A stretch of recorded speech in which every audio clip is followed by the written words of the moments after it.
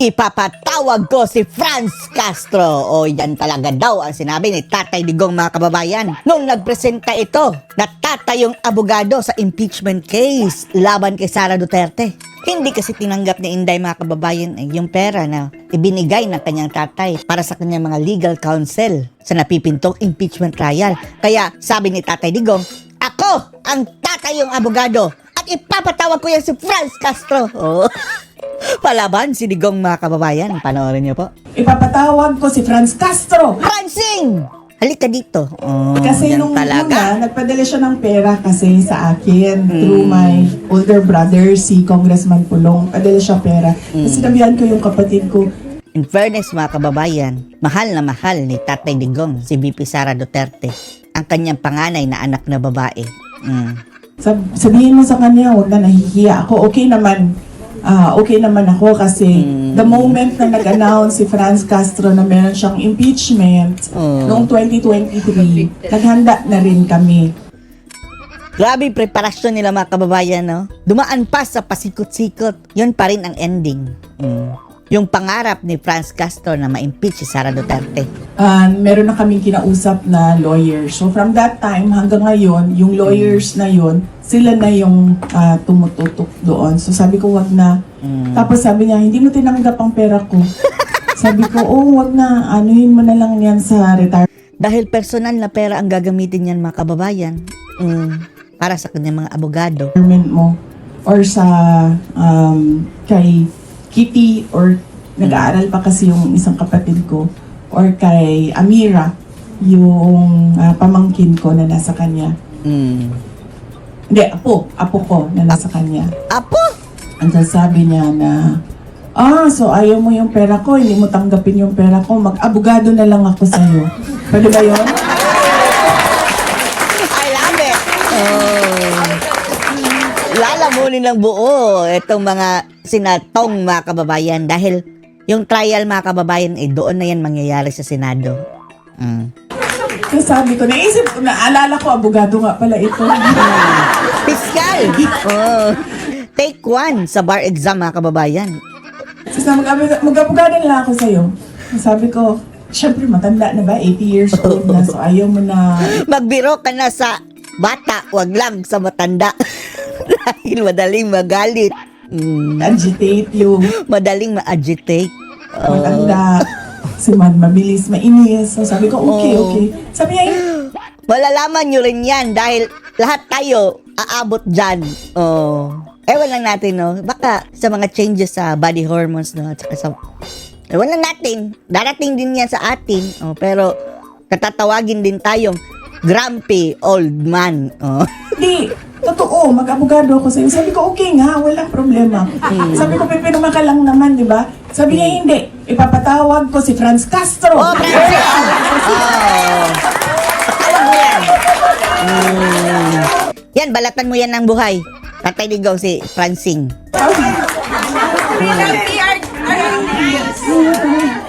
Papatawag si ganito, papatawag ko si ganyan.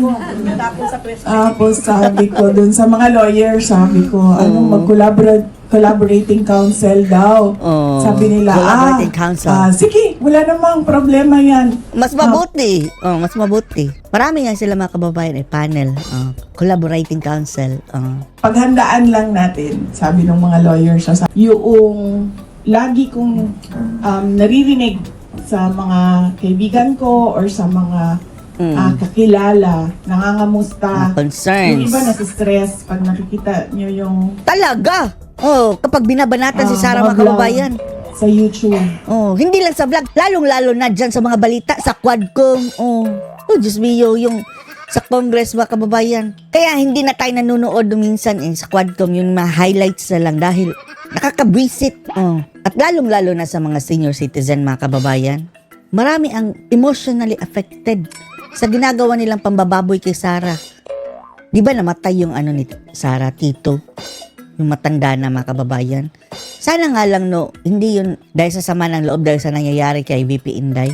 Dahil masakit, mga kababayan, nasasaktan Nasaktan nga tayo na supporter lang tayo. How much more ang kanyang mga kamag-anak, mga kababayan, mga mahal sa buhay. Nag-aalala. Tapos nag-iisip kung kamusta ako. Lagi meron nangangamusta sa akin. Okay lang ako. Okay lang kasi naman. lumaki naman ako sa politika. So, 9 na ako 9 dyan. years old pa lang ako. Mayor na yung 9 father years ko. old. At tuloy-tuloy yun. Hindi na tigil yun hanggang naging president siya. Grabe makapang-atake kasi yung mga kalaban ni Tatay Digong, mga kababayan, yung mga Nograles. Yung tatay ni na Migs at ni Carlo. Ang sama ng bunganga nun, mga kababayan eh. Siya nga ang sumira sa imahe ni Pulong. Nagkakalat ng kung ano-ano na hanggang ngayon, mga kababayan, dinidikit pa rin nila sa pangalan ni Pulong. Kawawa naman si Pulong Duterte, mga kababayan. Si Boy Nograles ang may pakanan ng black propagandang iyan. Na ngayon, sinasakyan ni na Trillanes. At kapag noon ganyan din ang politics sa Davao City. May siraan din, black propaganda Black din. propaganda. Lagi sinasabi ng Pati yung mga DDS, mga kababayan, EJK.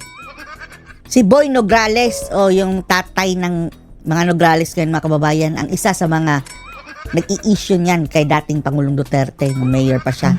ni former President Rodrigo Duterte sa akin, ni Tatay Digong, lagi niya sinasabi sa akin noon, ganun talaga ang politika. Ganun Dudungihan talaga. ka ng kalaban mo para magmukha siyang malinis. Sabi niya, they will always paint you Dudungisan black ka. so that they will look white. Wow! Ang maganda lang dito kay dating Pangulong Duterte, mga kababayan, kahit pa anong paninira ang gawin mo sa kanya, hindi siya nagpa-file ng kaso ng cyber libel, yung ganyan, libel.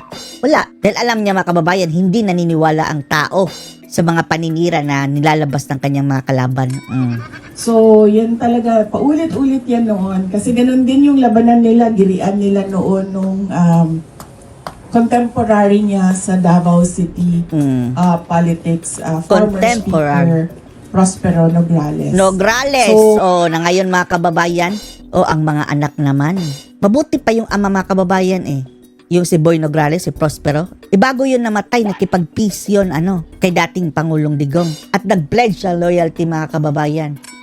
Nadadalhin niya sa kanyang hukay ang pagiging loyal ng kanyang pamilya sa pamilya Duterte. Pero apparently, mga kababayan, hindi ginalang yung death wish ng amang Nograles nitong kanyang mga anak na sina Carlo at si Migs dahil nasaan ang loyalty? Ngayon, babanggain na nila, mga kababayan, ang mga Duterte. Si Carlo, babanggain si dating Pangulong Digong. At si Migs Nograles, si Pulong. At ang sabi, baka financed by Tambaluslos daw, mga kababayan. Di ba billions and billions of pesos ang hawak nilang budget ngayon para sa ayuda? Ipagpalagay na lang natin, mga kababayan, babudgetan niya kada isang botante ng ayuda na 1,000 pesos. 1 billion lang yun. Kayang-kaya ng mga buhaya, mga kababayan. Makakakuha na sila ng 1 million votes na kayang ipanalo ang isang kandidato sa Davao City. Pagka mayor o congressman man. Ayuda. Gayon pa man, pwedeng tanggapin ang ayuda pero duda tayo. Never yung iboboto. Kayo, mga taga Davao City, makatanggap naman kayo ng ayuda dahil ang lakas ng loob, mga kababayan ewan na natin kung saan humuhugot ng lakas ng loob banggain itong mga Nograles, ang mga Duterte sa Davao City. Pinaghuhugutan siguro yung ayuda. Ewan lang natin. Yan ang sabi nila. So kung makatanggap man kayo ng ayuda kapalit ng boto, alam na ninyo ang gagawin nyo. Huwag nyong iboto ang mga Nograles na ito. Kaya ako, hindi na ako nagtaka noong ganun ang nangyayari. So, pinaliit namin. Tapos ang budget ni Sara Duterte ngayon, mga kababayan, tinanggalan. 70% tinanggal ni Tambaluslos. Dahil kompetensya sa pamimigay ng tulong, mga kababayan.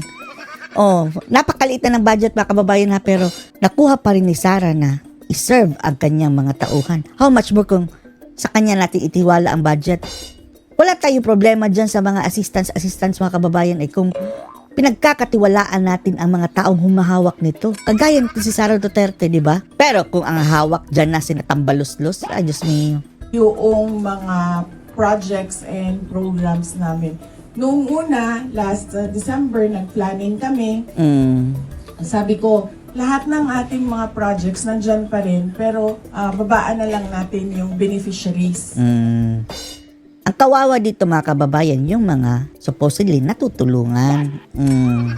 Pero, nung Hindi naman si Sarah eh. Ito mga nangangailangan nating Pilipino ang binubuli nila usap tambaluslos. kami ulit, nitong January na lang na meeting, sabi ko, sabi rin ng exec ko, mas maganda siguro kung bawasan na lang natin yung projects natin para marami pa rin maka-benepisyo. So hanggang ngayon, tumutuloy yung meeting namin kung anong mga projects doon ang may impact talaga doon sa mga geographically isolated and disadvantaged areas. Kasi inuuna talaga namin yung mga underserved communities. Kasi laging pag sentro, like Hindi yan naiisip nila tambaluslos mga kababayan dahil ang kanilang focus kung saan mas maraming botante.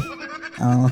city, madami lang opportunities. Pero yung mga kasikbit ng mga probinsya, mga remote areas, na mga maliliit, yun yung mga kailangan talaga ng tulong. So pinaliit namin at pinakonti namin ang mga projects and programs namin. And siguro by Kawawa, no? mid-February, ready na kami ulit na mag-roll out ng mga projects and programs sa office of the Vice President. So tutuloy pa rin. Tuloy pa rin. Yung aming mga satellite offices, nandyan pa rin. Meron kaming satellite office sa Isabela, satellite office sa Pangasinan, at sa Bicol region, may satellite offices kami sa Bacolod, sa Cebu, sa Tacloban, sa Davao City. Pati sa Tacloban mga kababayan ha. Oh, lugar ni Tamba. Si Sarah pa ang may inisyatibong maglagay ng satellite office para sa pantulong. Juan,